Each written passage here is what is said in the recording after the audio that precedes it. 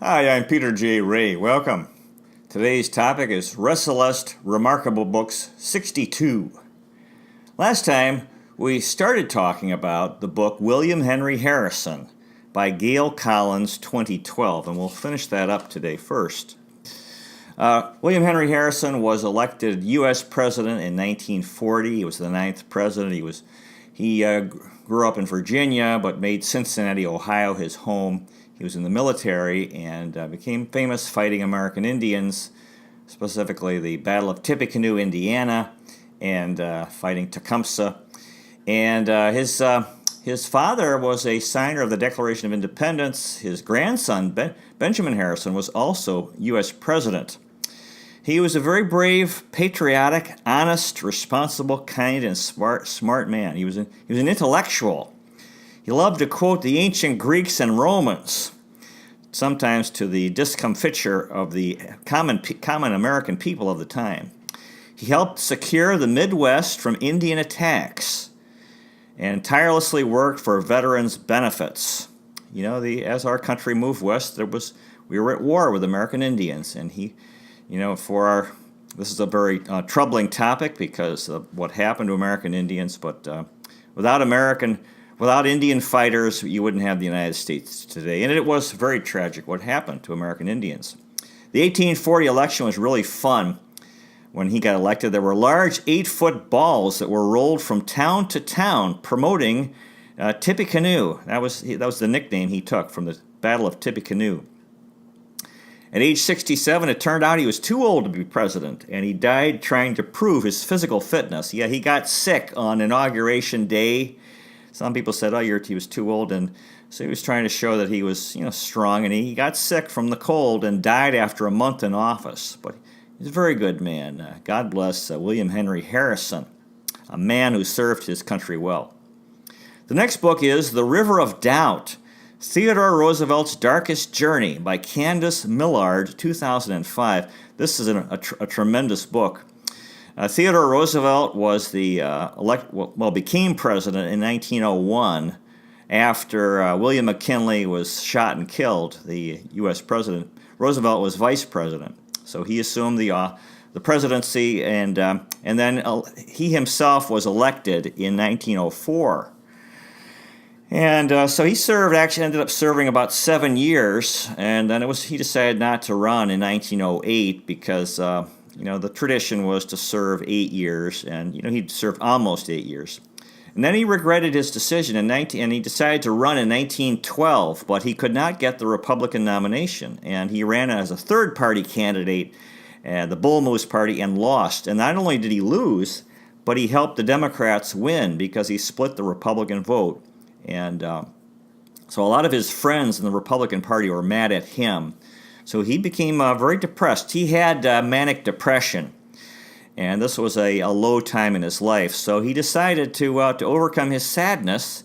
He decided to go to Brazil and to descend an unmapped tributary to the Amazon, the River of Doubt, which was later named Roosevelt River, or in Portuguese, Rio Roosevelt. And if you look on the map of South America, you'll see it's a very long river.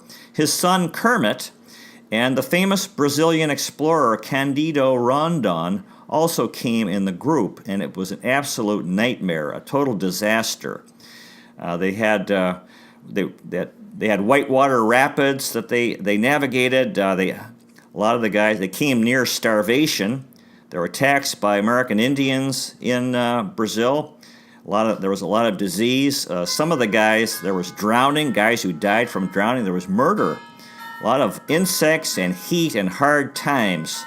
So this turned into a total nightmare. Roosevelt was on the brink of suicide because he was so, because of the suffering, and he thought he was actually got hurt at one point, and he wanted them to leave him behind. This trip shortened his life because it was such an ordeal, and it was tragic, very, very tragic, extremely difficult conditions. So really, this is an incredible story. Theodore Roosevelt's trip in the Amazon River in South America. The next book is False Start How the New Browns Were Set Up to Fail by Terry Pluto, 2004. This is a very interesting book. It's about the Cleveland Browns NFL football team from 1999 to 2003. Of course, the Cleveland Browns have been in the pro football team since 1946, and in 1995 they moved to Baltimore, became the Baltimore Ravens, and then Cleveland got an expansion team called the Browns again.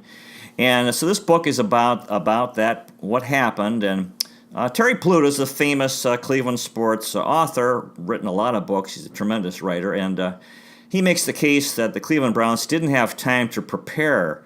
There just wasn't enough. The NFL didn't give them enough time.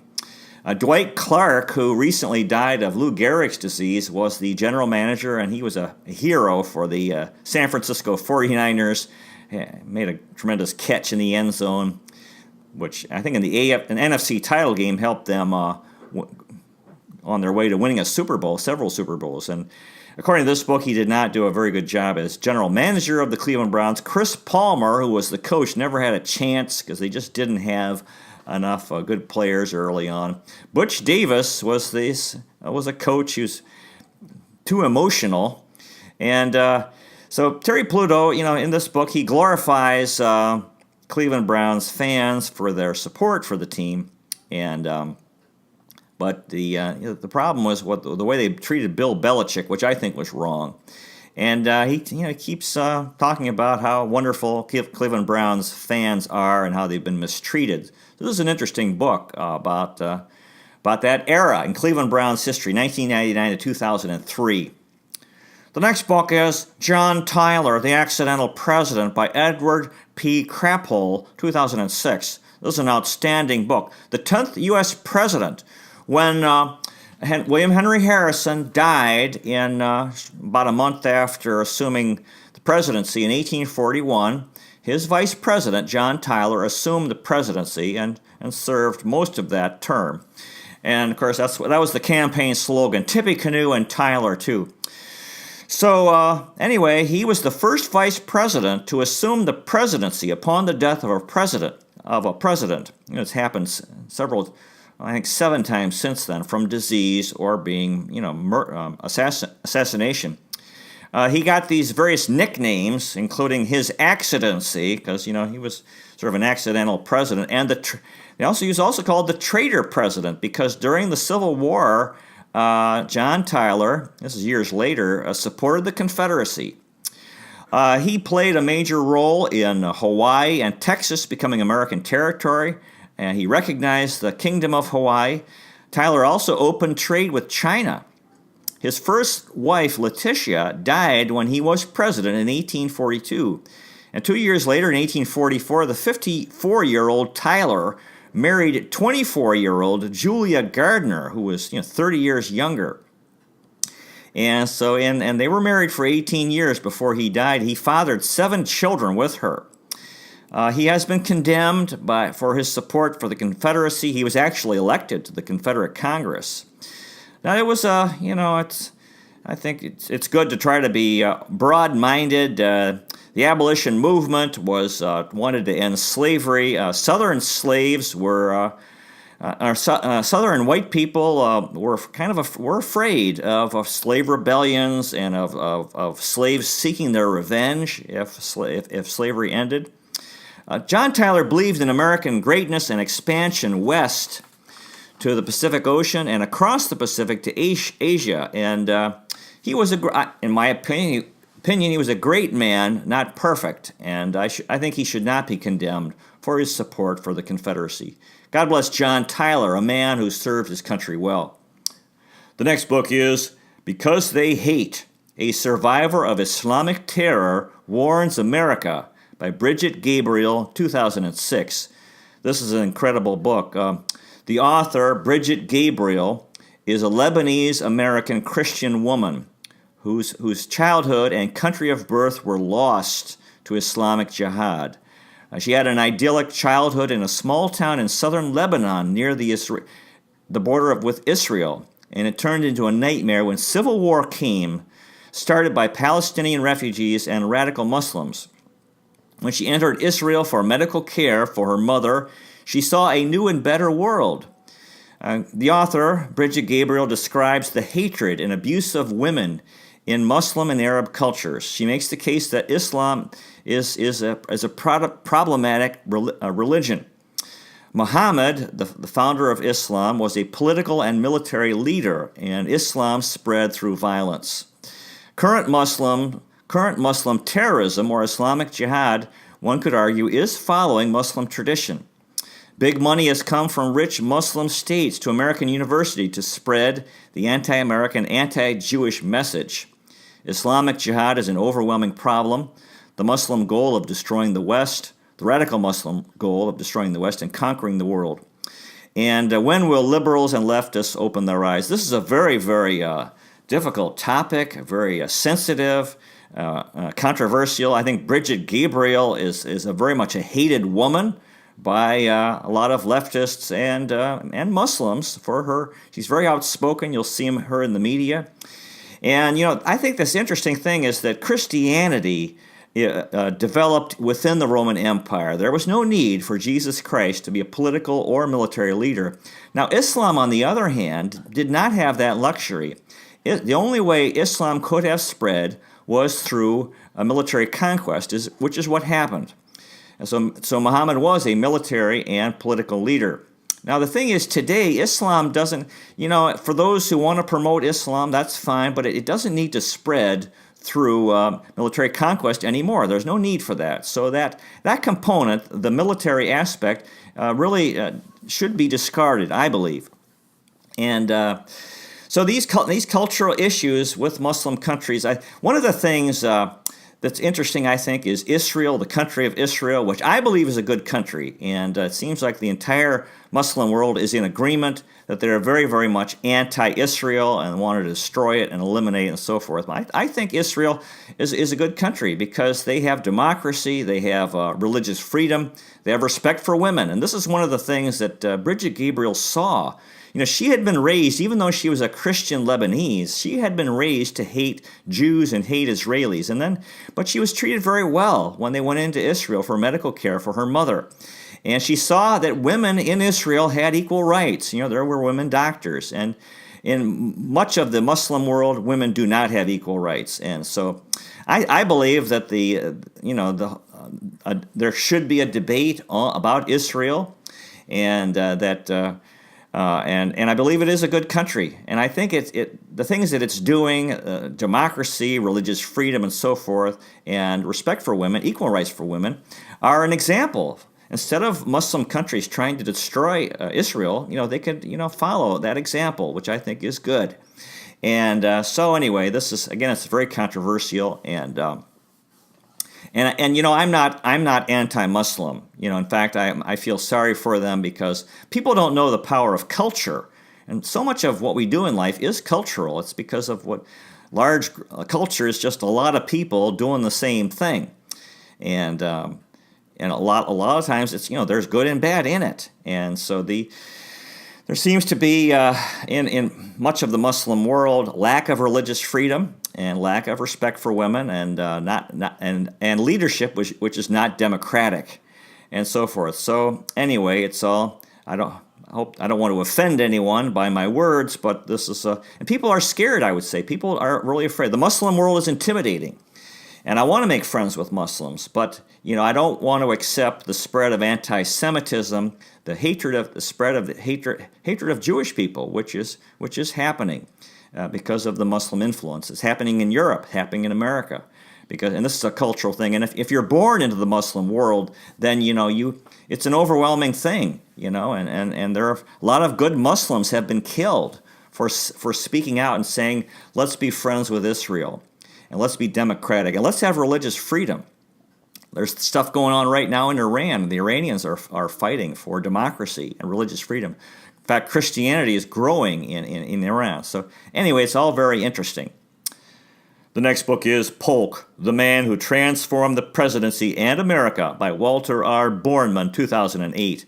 This is an outstanding book.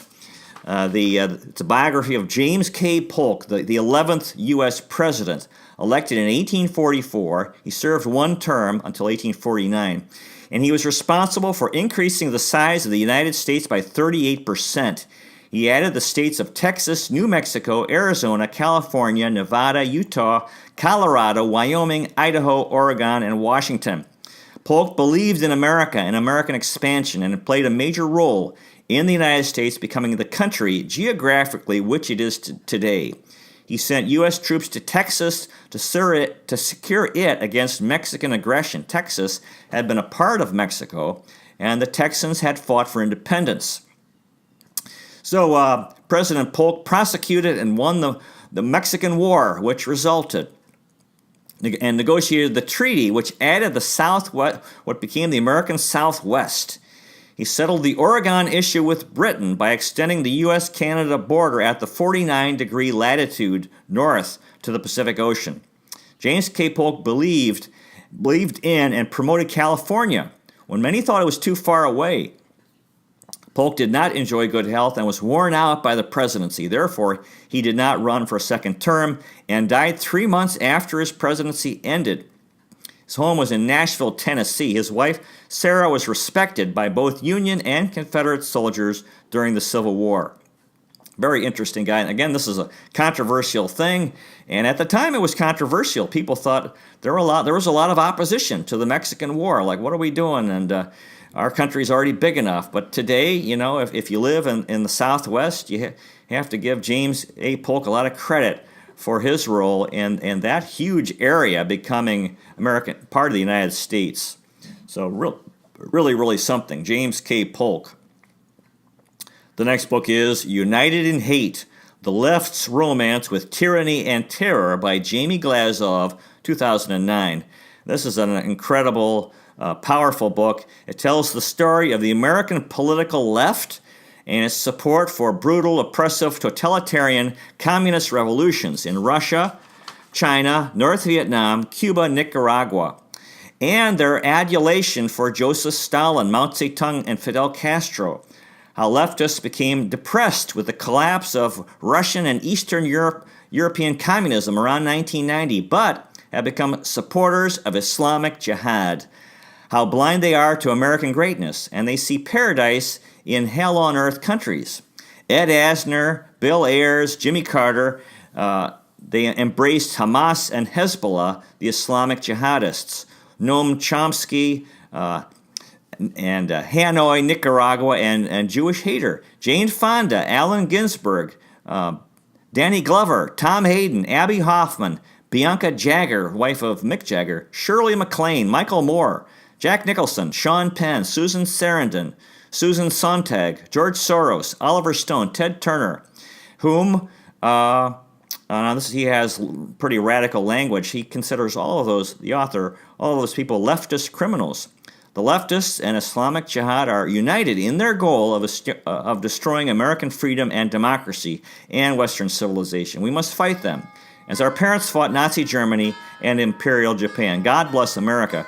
This Jamie Glasner is an extremely brave man. You know, his parents were Russian, and they dealt with tyranny, and they both, I'm not sure if they left Russia, but they suffered under the communist tyranny. And this Jamie Glasner is a very brave man. He takes on powerful people, and the leftists who want to have a communist revolution in the United States, and the Islamic jihadists who, and they basically have a union because they both do not believe in American democracy, and they want the leftists want to have a communist government, and the Islamic jihadists want to have a Muslim, make the United States a Muslim state, an Islamic state. So, yeah, I think Jamie Glasner is a very brave man, and this book really makes a strong argument about what's been going on, and it's. People have wanted to believe in communist revolutions, that because the communist propaganda is very, very attractive. It's very seductive, and it sounds good. It appeals to idealistic people who feel bad about the suffering of the poor. When I was in the Philippines, I got attracted to the communist movement there, and these books by the Philippine author.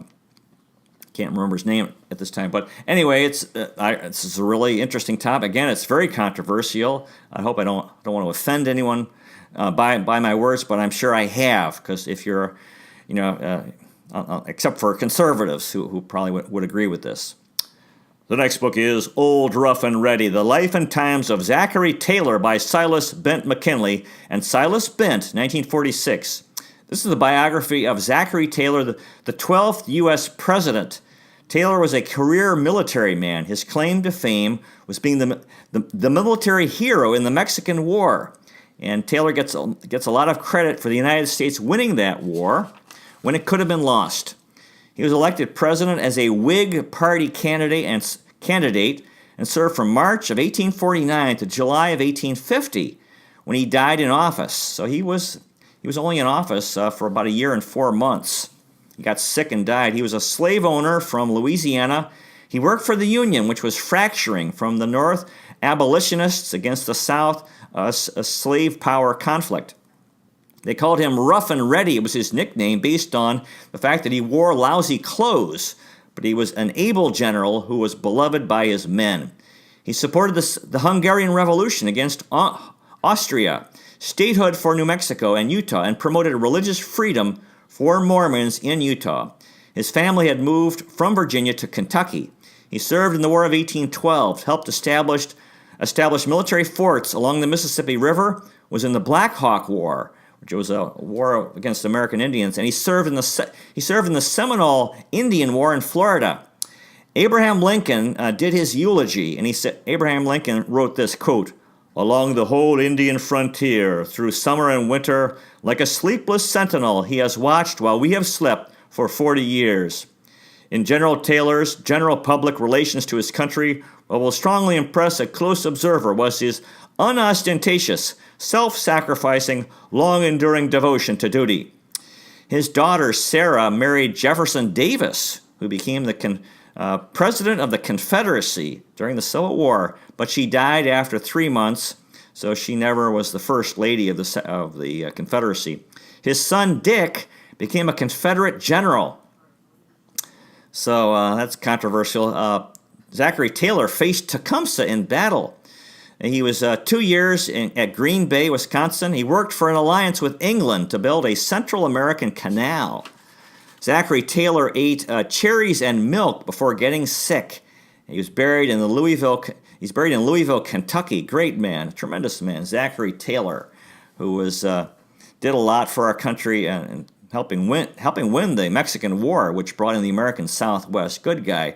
Very tragically, it's hard to study his life because since his son was a Confederate general, his home was burned in the Civil War, I believe by Union troops, and all his personal papers disappeared in the fire, and that was a real historical loss for our country.